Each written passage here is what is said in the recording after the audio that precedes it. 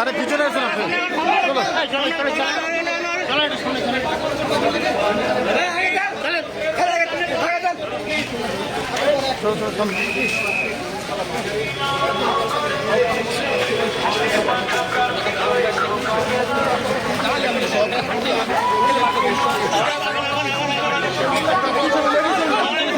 ঠিক আছে ঠিক আছে ঠিক আছে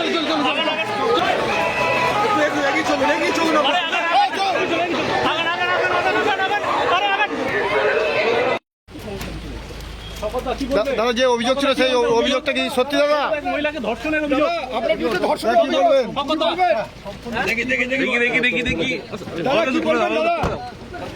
দাদা থেকে নিয়ে যাওয়া হলো, আপনার কোথায় নিয়ে পুলিশ সেটা আমরা দেখবো।